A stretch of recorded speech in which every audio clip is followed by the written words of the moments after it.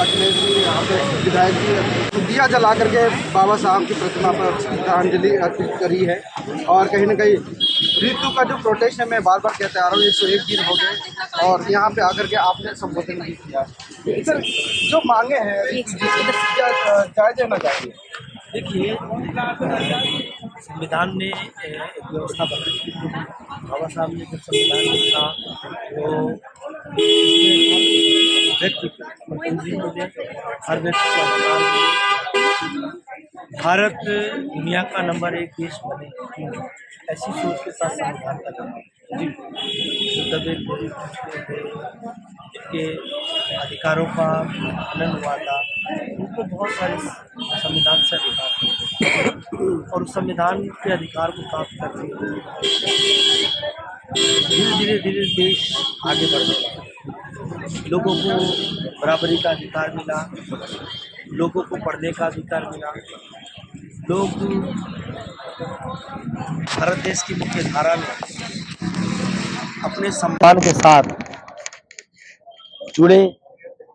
और आज हालत ये हो गया है, परंतु एक केंद्र में जो सरकार है वो तानाशाही रवैया अपना करके बाबा साहब भीमराव अम्बेडकर द्वारा लिखे गए संविधान के एक एक पन्ने के धज्जे उड़ा उसको फाड़ने का काम कर।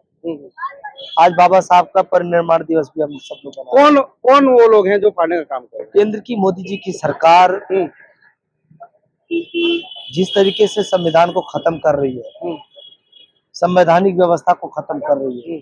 संवैधानिक व्यवस्था क्या था कि सभी के लिए एक आरक्षण की व्यवस्था की गई थी ताकि उनको पढ़ के आगे बढ़ करके उचित अधिकार मिल पाए उनको। तो एक विशेष वर्ग के लिए ना, वो तो एक विशेष वर्ग के लिए था। नहीं, इसमें विशेष वर्ग के लिए नहीं, इसमें एक ऐसी व्यवस्था की गई कि कोई व्यक्ति समान हो, समाज जो बहुत पिछड़ गया है उसका हाथ पकड़ो, हाथ पकड़ के उसको ऊपर लाओ। बाबा साहब का जो उसको बराबरी में एक लेवल पे ला करके उसको भी मुख्य धारा में ला करके भारत देश का एक जिम्मेदार नागरिक बनाओ, और इसलिए आरक्षण की व्यवस्था की गई। चल उसको आज जो है केंद्र की सरकार, आप देख रहे हैं किस तरीके से डॉक्टर रितु जो आज 101वां दिन धरने का है, इस 9 महिला को मैं सलाम करता हूँ कि उसने बहुत हिम्मत करी है। इनको तमाम प्रलोभन भी दिया गया। सर, 101 दिन हो गए लगभग अपनी मांगों से, मतलब कि उनको तो नौकरी चाहिए नहीं, आपको भी स्पष्ट हो गया, उनको न्याय चाहिए, नौकरी नहीं न्याय चाहिए। आज क्या लगता है कि तमाम, मतलब आज बाबा साहब का जो परिनिर्वाण दिवस मनाया जा रहा है, 6 दिसंबर है, तमाम पूरे देश के लोग, मतलब कि इस दिन आज मस्तक होता है क्योंकि वो संविधान के निर्माता थे। क्या लगता है कि ये व्यवस्था सिर्फ ये बीजेपी ही लागू नहीं कर रही है, और भी पार्टियों को लागू करना चाहिए? देखिए, जो भी भारत के संविधान तो लगा देते हैं, बीजेपी ने ऐसे किया वैसा जो किया, भी भारत के संविधान को मानता है, जो सरकारें मान रही है, जो बाबा साहब अम्बेडकर जी के मिशन को, सपने को लेकर भारत को आगे बढ़ाना चाहते हैं, वो सभी लोग डॉक्टर रितु के इस आंदोलन के साथ हैं। इसीलिए मैं भी यहाँ पर समर्थन करने के लिए आया हूँ। और मैं कहना चाहता हूँ कि आज जिस तरीके से अरविंद केजरीवाल जी की सरकार ने बाबा साहब भीमराव अम्बेडकर के सपने को पूरा करने के लिए उन्होंने 3 मंत्र दिए थे। पहले शिक्षित बनो, संगठित बनो और संघर्ष करो। शिक्षा जो पहली पीढ़ी है वो 70 सालों तक आज से बहुत सारा देश का हिस्सा दूर रहा। एक जिम्मेदार सरकार होने के नाते हमने 25% अपने सरकार के कुछ कुल बजट का, मगर बाबा साहब केजरीवाल जी ने भी वादा किया था कि पाठ्यक्रम में बाबा साहब को पढ़ाएंगे, मगर आज तक मतलब वो पाठ्यक्रम शुरुआत नहीं। मैं आपको बताऊं कि देशभक्ति कार्यक्रम हमने शुरू किया है और उस देशभक्ति कार्यक्रम के पहले चैप्टर के रूप में बाबा साहब भीमराव अम्बेडकर को पढ़ाया जा रहा है। आपको जानकारी नहीं हो पाई है, आप आइए, मैं उसको दिखाऊंगा। स्पेशल जो बाबा साहब की जो किताब है, प्रियम्बल से लेकर के उनके जो संविधान है, वो पढ़ाए जाने का मतलब वादा किया। मैं बताता हूँ कि देशभक्ति कार्यक्रम जो हमारा शुरू किया गया है दिल्ली की सरकार के स्कूलों में, उसमें पहला चैप्टर बाबा साहब भीमराव अम्बेडकर का पढ़ाया जा रहा है और साथ साथ में भारत के संविधान के प्रस्तावना को पढ़ाया जा रहा है संविधान के एक एक चैप्टर्स पर लोगों के अधिकारों को लेकर के उस क्लास में देशभक्ति कार्यक्रम में लोगों को जागरूक करने के लिए क्लासेस होती हैं। तो इसको हम बताएंगे और लोगों तक पहुंच नहीं पा रही है, ताकि वो लोग जागरूक हो पाए उसके लिए, उसको लेकर के। साथ में जो पहला सपना था कि पहली सीढ़ी थी बाबा साहब का शिक्षा, ताकि लोग पढ़ लेंगे तो समाज को कोई पीछे नहीं कर सकता, उनको गुमराह नहीं कर सकेगा। तो उसको पूरा करने का काम हमारी सरकार अरविंद केजरीवाल जी की चलिए वो बात है। पहला हम आते सीढ़ी हैं रोजगार के उसमें।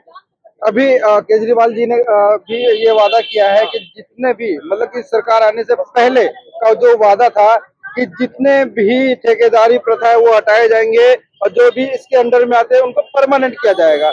आपके ही दिल्ली में स्वास्थ्य विभाग में जितने भी कर्मचारी हैं जो दिल्ली सरकार के अंडर में हॉस्पिटल आते हैं, उसके कर्मचारी आए दिन धरने पर बैठे होते हैं, तो उनके लिए क्या आश्वासन देना मैं चाहिए? आपको बताना चाहता हूँ कि पहली बात तो पहली सरकार है दिल्ली सरकार। अब पंजाब में सरकार बनी हमारी, जी जी हमने वहाँ पक्का करने का काम किया जो जी वादा जी किया। जी जी दिल्ली में भारत के संविधान को, बाबा साहब के, भीमराव अम्बेडकर के संविधान को फाड़ते हुए, जी उसको कुचलते हुए जी केंद्र की तानाशाही मोदी जी की सरकार ने संविधान को बदल दिया और कहा कि सर्विसेज यानी कि नौकरी देने का, नौकरी के बारे में निर्णय लेने का अधिकार जो है सरकार को नहीं होगा। हमने अभी देखा, अपने सब एमसीडी में आए हैं, एमसीडी में न केवल 5,000 लोगों को, वाल्मीकि समाज के सफाई कर्मचारियों को पक्का किया है, बल्कि 6500 लोगों को नौकरी और निकालने का काम किया है। लेकिन दिल्ली सरकार में जो माननीय सुप्रीम कोर्ट ने जो संविधान की व्याख्या की, बाबा साहब भीमराव अम्बेडकर के संविधान की, उन्होंने कहा कि निर्वाचित सरकार के पास अधिकार होना चाहिए काम करने का, निर्णय लेने का अधिकार होना चाहिए। उससे घबरा करके केंद्र की तानाशाही मोदी जी की सरकार ने उस संविधान को बदल दिया और बोला जी नहीं जी, मालिक मुख्यमंत्री नहीं, चुना हुआ सरकार नहीं होगी, एलजी होगा। आप लोगों ने देखा सब किस तरीके से बेशर्मी के साथ काम कर रहे हैं। तो हम इसलिए बहुत सारे निर्णय जो लेकर भेजते हैं, जैसे हमने एक निर्णय लेकर भेजा हमारी SC/ST वेलफेयर कमेटी ने दिल्ली विधानसभा से कि सारे बैकलॉग भरे जाने चाहिए। उस पर अभी तक कोई एलजी साहब ने कोई निर्णय नहीं लिया। नहीं, जनता तक कैसे समझाने का कार्य कर रहे हैं? उनको जनता को तो पता है कि केजरीवाल जी यहाँ के मुख्यमंत्री, मुखिया वही हैं, हमारी जो योजनाएं हैं वो उसको गठित वही करने वाले हैं, तो कैसे जनता तक कैसे पहुंच रहे हैं? जनता को तो नहीं पता ना, जनता को तो सिर्फ ये पता है ना कि मुख्यमंत्री जी हमारे केजरीवाल जी हैं।